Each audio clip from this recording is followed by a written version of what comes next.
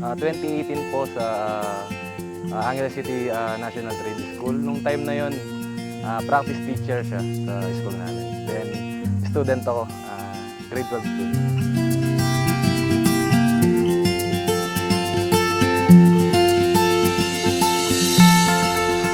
May effort ng tao. Kahit yung small details na mapapansin mo sa kanya kasi tsaka committed siyang tao pag gusto niya yung ginagawa niya. Makikita mo sa kanya masaya siya.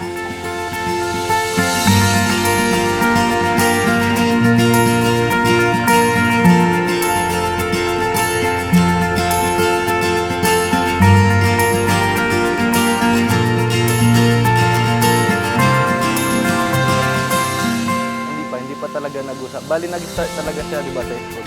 Parang niloloko-loko ako ng mga kaibigan ko. Pati mismong advisor ko, niloloko niya sa science niya. Kaya ganun kami nagkakilala.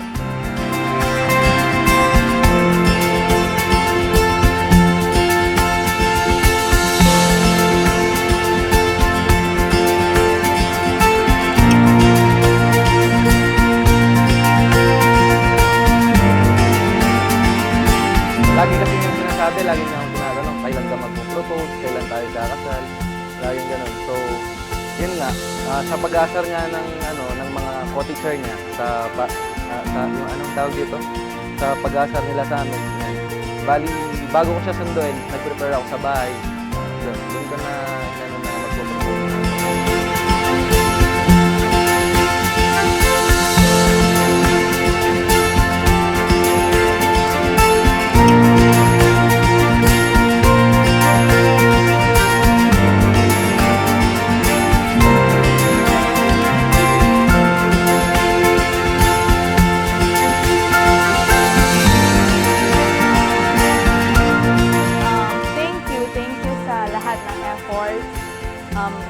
From the start, from the beginning ng relasyon namin, talagang todo yung effort niya.